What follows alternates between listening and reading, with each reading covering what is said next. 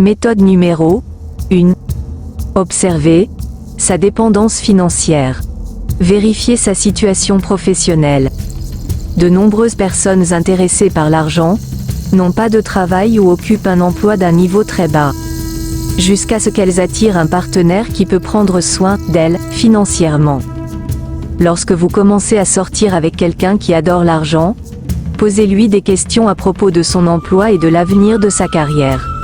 Si la personne vous donne des réponses vagues, ou si elle en rit, il pourrait y avoir un problème. Inquiétez-vous si elle refuse les cadeaux peu chers.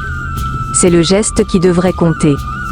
Quand vous offrez des cadeaux, si vous pensez que votre partenaire n'est intéressé que par l'argent, vous pourriez essayer de lui offrir un cadeau attentionné, mais peu cher.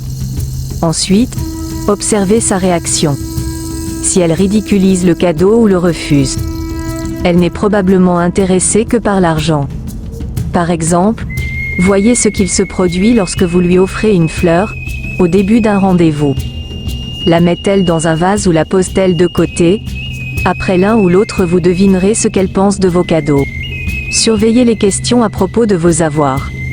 Une personne avec laquelle vous sortez pourrait être curieuse de votre passé et de votre travail, dans une mesure raisonnable. Cependant, vous pourriez avoir du souci à vous faire si elle vous pose beaucoup de questions à propos de votre argent et de vos avoirs. Si elle vous pose des questions à propos de votre voiture ou de vos possessions, de vos actions en bourse, surtout si c'est dès le début, vous devez vous alarmer immédiatement. Vous pouvez aussi répondre à ces questions et observer ses réactions.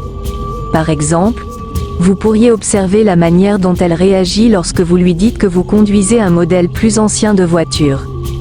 Une personne intéressée pourrait exprimer ouvertement son dégoût lorsque vous le lui dites ou même vous suggérer d'en acheter une plus coûteuse tout simplement parce qu'elle adore votre argent. Remarquez les questions à propos de vos biens familiaux. Certaines personnes intéressées par l'argent ne se contentent pas de votre argent et font des plans à long terme. Elles réfléchissent à ce qu'il va se passer si vous venez d'une famille qui a de l'argent.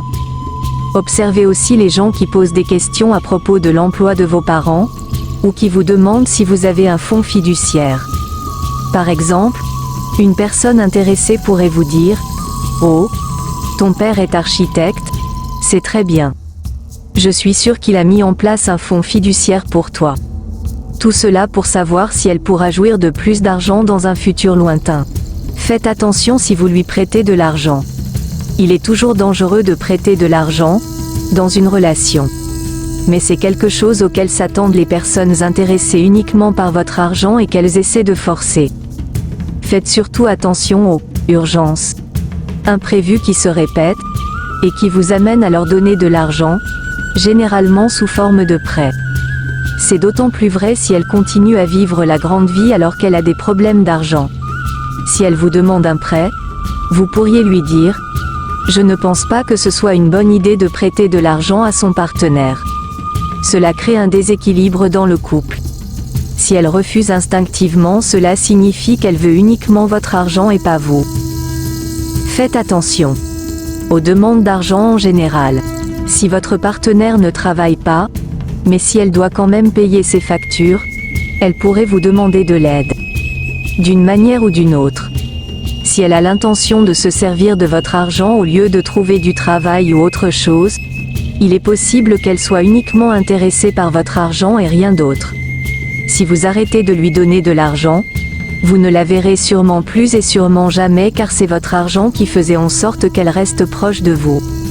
Vous devriez prendre note des circonstances et des situations pendant lesquelles elle vous a demandé de l'argent pour vous aider à voir s'il y a des schémas qui se répètent.